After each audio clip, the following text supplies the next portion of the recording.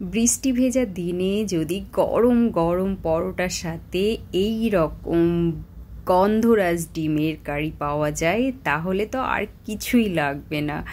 চলো তাহলে আজকে তোমাদের সাথে গন্ধরাজ এগ কারি শেয়ার করি। সেটার জন্য আমি নিয়ে নিয়েছি 7টা মতো ডিম সেদ্ধ করে নিয়ে এটাকে এবার আমি গাগুলোকে এইভাবে চিড়ে দিচ্ছি খুব সুন্দর করে।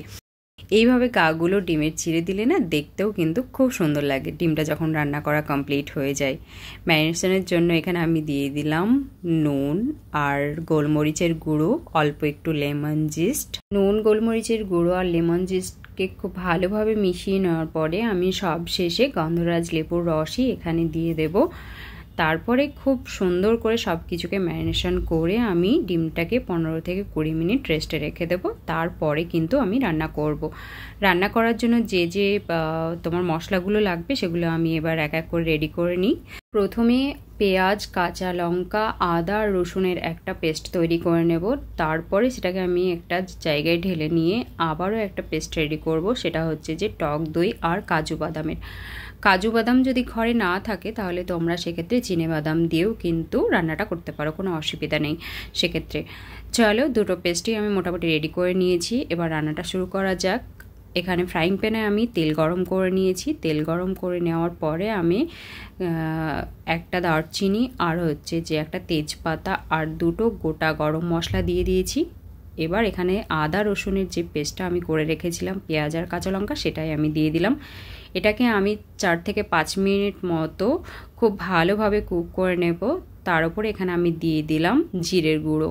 তো আমি যেহেতু প্রথমে মশলা বাটার সময় জিরেটা দিইনি, জিরেটা সবসময় দেওয়া যায় না, কারণ হচ্ছে যে কেমন একটা পেস্টটা হয়ে যাবে, স্মুথ হবে না, সেই জন্য দিইনি আমি। সেই জন্য এখানে জিরের পাউডারটা ইউজ করেছি।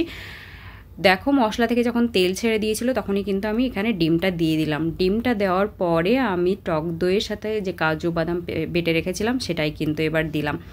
দেওয়ার পরে এবার আমি এখানে 1 কাপ মতো জল দিয়ে দেব। তারপরে কিন্তু আমি এটাকে কুক করব লো টু মিডিয়াম ফ্লেমে 5 থেকে 6 মিনিট মতো কুক করব। তাহলেই কিন্তু গন্ধরাজ এগ কারি একদম পারফেক্ট রেডি হয়ে যাবে। দেখতে পাচ্ছ, এবার পরিমাণ মতো এখানে নুন ঝালটা তোমরা তোমাদের মতো করে দিয়ে দিও। আমি এখানে অল্প একটু নুন আর হাফ চামচ মতো চিনি দিলাম সব কিছুকে ব্যালেন্স করার জন্য। নুন ঝাল সব কিছু ব্যালেন্স হয়ে যাবে। তাহলে দেখো, ডিম থেকে একদম তেল ছেড়ে দিয়েছে, ডিম কিন্তু একদম রেডি। চলো সুন্দর করে গার্নিশিং করে নিই।